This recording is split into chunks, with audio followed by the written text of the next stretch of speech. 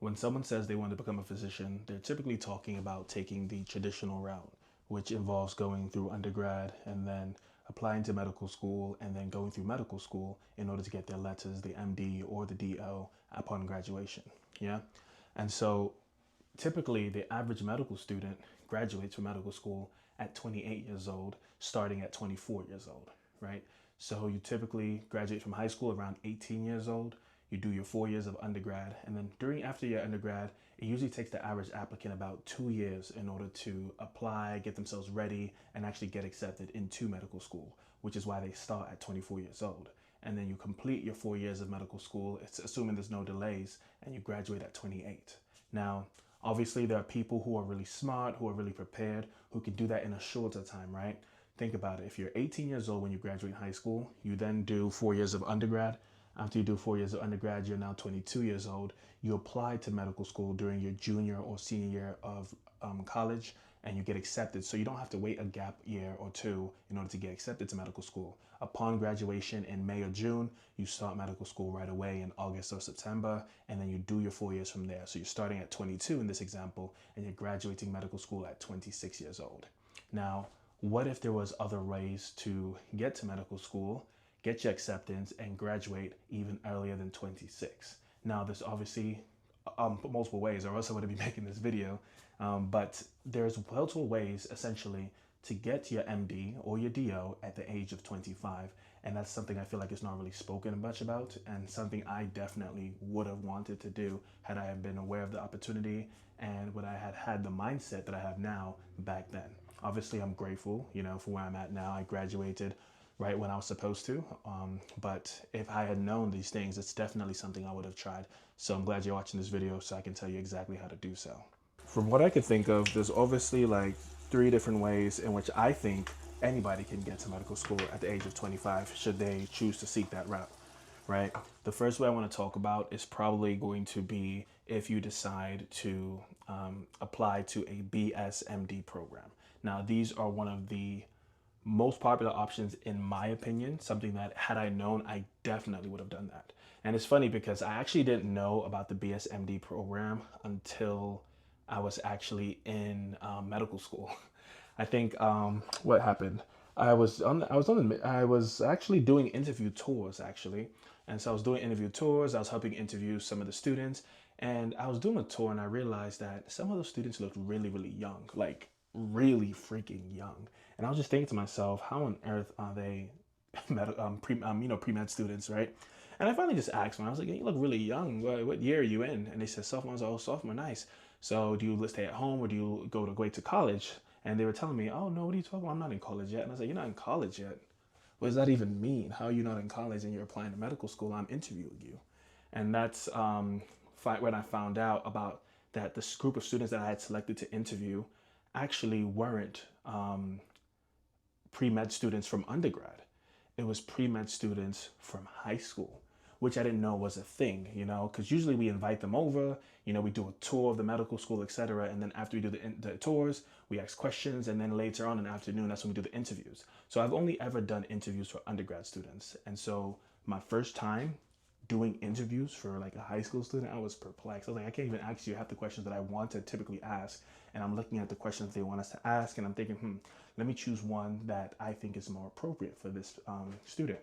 And so it just baffled my mind. And what made me really like shocked was the fact that how are you 16 years old prepared for medical school? You know what I mean? These were sophomores and juniors that were applying. How on earth are you even? It was perplexing. I'm telling you, my mind when I was 16, my mind couldn't even comprehend the fact that I even had to apply to college someday. You know what I'm saying? I couldn't even think of my classes for junior year, my classes for senior year. I couldn't think of anything, man. So you're telling me that these are like 16, 17-year-old students that are preparing for skipping already to college, going right into medical school. That's wild, like ridiculously to me. So the BSMD program, it really stands for like Bachelor's of Science and Medical Degree programs. And what they kind of do is like they allow students to get their Bachelor's of Science and a combined medical degree program at the same time. It's like a it's like a two-in-one special really. And The good thing about it is typically it takes you 4 years to do your bachelor's degree, takes you 4 years to do your medical degree. These programs are allowing you to graduate in like 7 years. So because you're combining the BS and the MD together, a lot of your classes in the Bachelor of Science portion will be shortened. Instead of you taking 4 years of courses, you usually take about typically around 3 years of courses, and then you take 4 years of medical school courses. And the good thing is the Bachelor of Science portion, they shortcut a lot of the classes that aren't typically necessary for medical school. Obviously you got some of the basics still. You can't forget about the basics, but they typically cut it out. And because they're cutting out all the extra courses that you don't need, you have more time to focus on the medical school courses. And sometimes these BSMD programs will include some medical school material into your undergrad BS program. Why? So that it preps you better for the medical school portion, right? And to top it all off, like really, you don't even have to take the MCAT. Crazy. Ridiculous. You don't have to take the MCAT when you take these programs. You don't. You literally get to forego the MCAT, but there is stimulants, of course. What's it called? What's the word? Stipulations, maybe? I don't even know. But the point is that there are some things that you have to do, regardless of the fact that you're in that BSMD program, and that's honestly maintaining a certain grade, average. So typically, I usually hear usually a B, which is not bad. So you maintain a 3.0, and typically a lot of them are raising it too, actually. So I think sometimes it's just a 3.2. You can't get lower than a 3.2. I haven't heard many that are like a 3.4, but I know a lot of them are saying as long as you maintain a 3.2 and above, or 3.0, depending on the program, like you will maintain acceptance. So if you think about it, the average pre-med student applying has a GPA higher than a 3.0. So to someone that say they want to become a physician and tell them that they have to maintain a 3.0 GPA, that's usually clockwork for them. They can easily do it. It's not even an issue. But honestly, I would just say like, yo, picture that, man. Like you're 16 years old, 17 years old, you get a notification stating that you got accepted into medical school. You don't have to worry about applying to a certain program. You don't have to worry about your MCAT. You don't even have to worry about certain grades, because you know that when you graduate high school, you will be a physician. It's guaranteed, you know? So it's a whole lot of stress. People stress a lot of times over just, getting into undergrad in the first place. But for these students, they're not stressed about it. So the way I think about it is like the rest of your classmates are like, worrying about bullies or who they're going to take to prom, who's the popular, who's the nerd, who's all that extra stuff, yeah? You're over here thinking to yourself, oh, silly kids, silly rabbits, I'm already accepted to medical school, And it's a level of comfort that you have, because at the end of the day, you're going to go into college and you're going to be faced with a bunch of different pre-med students. Obviously, you will have your guaranteed acceptance, but the thing is, not everyone has that guaranteed acceptance, right? Not everybody's going to have know for a fact that they're going to medical school. And so they're going to be, gunning hard. They're going to be like very competitive, very, strict, very stick still, in order to stay focused on, academics, really. And I'm not saying you don't have to be academically focused and challenged, but you don't have to be as cutthroat as they are. Why? Because you already know you have your acceptance. That's not something you have to worry about. You know that you are guaranteed regardless to get the position that you want, because you know already. Now, I don't think there's many stipulations as to which undergrad you need to go to, but some of them might have it. Some of them might require you to go to this specific undergrad, and then once you graduate from that undergrad, you'll go to that specific medical school that's partnered with that undergrad. So you're kind of set in stone. Your whole next 7 years is already planned out for you. Now, I did hear some people talk about there being some schools that potentially did it in 6 years. Now, that I don't really know. I think I might have seen it somewhere on Google, but you'll have to fact check me for that. But if you can find a BSMD program that lets you do it in 6 years, you better go for that. Don't waste your time. Go for that. Seriously. So the next thing we're going to talk about is how to graduate with an MD at 25 years old using another method. This is going to be using the AP credit course system through high school. So AP credits is something that is basically a credit that you take in high school, right? These are classes that are like advanced level classes. I don't know what AP stands for, maybe advanced placement, I'm not sure. But basically you take these advanced placement courses, and what you do is if you score well on these courses, you take this test at the end, right? This test at the end is going to be called the AP exam. And what you do in the AP exam is that the AP exam, you take this test. If you pass this AP exam and score with like a 4 or a 5, which is like the highest score, I think the score ranking is out is 1 through 5. And so if you score like a 4 or a 5 on that AP exam, you are then qualified to have that course count for college credit. Typically, these courses are going to be like organic chemistry, physics, biology, general chemistry. And so the key good thing is that when you take these classes in high school, you take this AP exam at the end, right? And if you, the AP exam, like I said, is scored on a scale of 1 to 5. If you score anywhere from like a 4 and a 5, a lot of times those AP credits can be counted towards college credits. So that means when you carry those over when you go to college, you no longer have to take that class, right? And so the goal would be in high school to take as many AP courses as you can and do really, really well on those courses. Because if you do really well on those courses, you take the AP exam at the end, you score a 4 or 5, and those classes will now count for undergrad. So it frees up semesters. I had friends in undergrad who didn't have to take chemistry in undergrad at all. They didn't have to take biology in undergrad. They didn't have to take organic chemistry. Now, that doesn't take away all of the courses, of course, but you know, usually take 2 semesters of biology, 2 semesters of chemistry, 2 semesters of orgo, 2 semesters of physics, right? Usually take those courses, right? But these students, because they did so well in high school on the AP course specifically, they didn't have to take, they got to miss out on 1 semester of chemistry, got to miss out on 1 semester of biology, missed out 1 semester of organic chemistry, you know, stuff like that. You could skip out on these courses. And all that's really doing is freeing up your time. You're sort of buying back your time using the courses you took in high school. And that's why it's so amazing, literally. And the courses that I mentioned are like big ticket items. They're big ticket courses, right? These are courses that are like 4, 5, 6 credits total, right? And so if you do that, typically with those science courses alone, you're pretty much almost taking out a whole semester worth of college classes, right? And the thing is, they have AP for everything. They have AP calculus, they have AP English, AP history. Like there's so many different AP courses. Like you are missing out completely if you choose not to take the courses. And so what ends up happening is some people take these courses and they end up skipping out a lot of time. And the issue is in undergrad, those are the courses that suck the most because they take so much time. They take so much time to study for it, to prepare for it. So if you're doing that in college, I mean in high school, we're taking a whole year to study for these, take this AP course, and then you take the AP exam at the end and you freeze up a whole semester in college, I think it's completely worth it.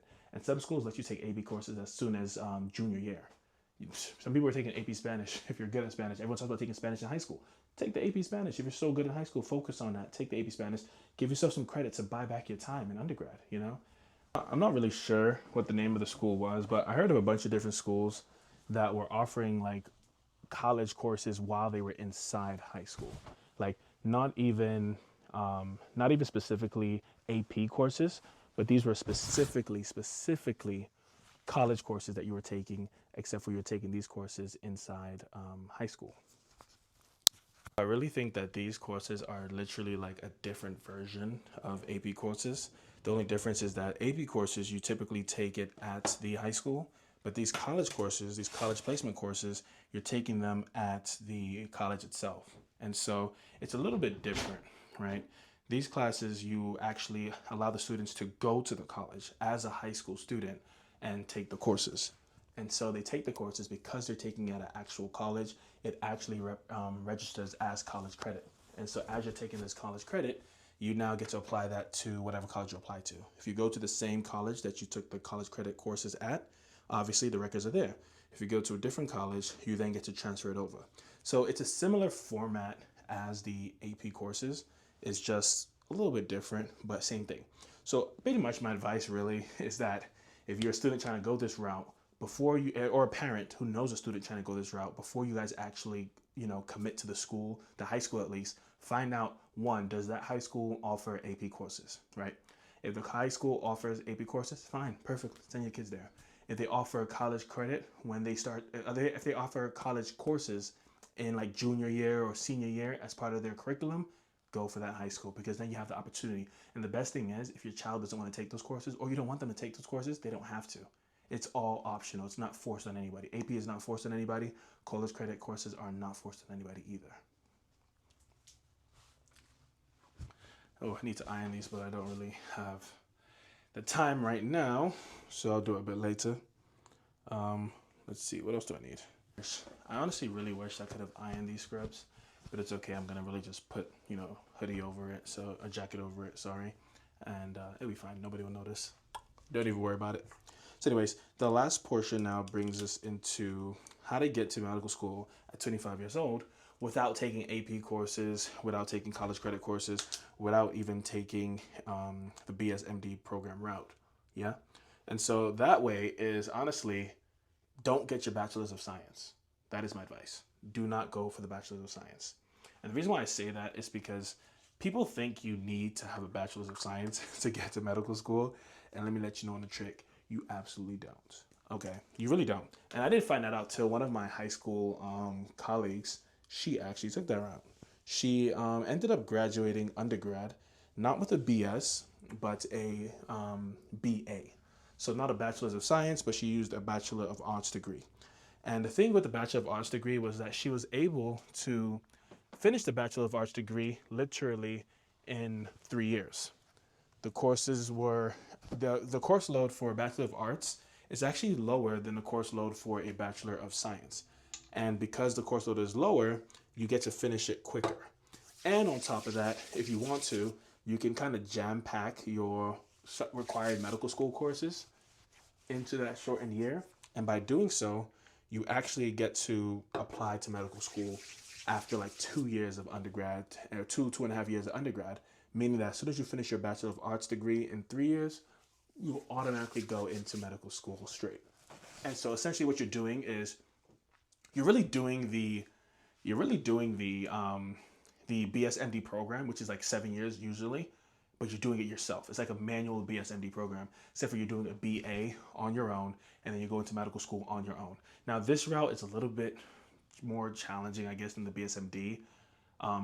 Not to get in, but to actually accomplish it. Because remember, with the BSMD program, once you get accepted in high school, you're pretty much straight, right? You just need to maintain like a B average on all your classes, and you don't have to take an MCAT. You already know exactly where you're going. With this route, where you're doing the Bachelor of Arts on your own, and then applying to medical school on your own, you need to try to get the highest grade because you're still competing against the students who got the Bachelors of Science, the students who took multiple gap years to apply. You're still competing against all of those students, right? And then on top of that, even with this Bachelor of Arts program, you still have to take your MCAT. So you still need a good score. So this route, I would say, are for those who probably didn't apply for the BSMD program, or if they applied, they didn't get accepted to it. They didn't take college course credits or didn't take AP credits. But also, if you took a bunch of AP credits and you took a bunch of college credit courses in high school, you can still do this Bachelor of Arts route. It doesn't mean anything because if this college credit courses and the AP courses made your Bachelor's of Science shorter, so 4 years, you get technically do it 3.5 years or so.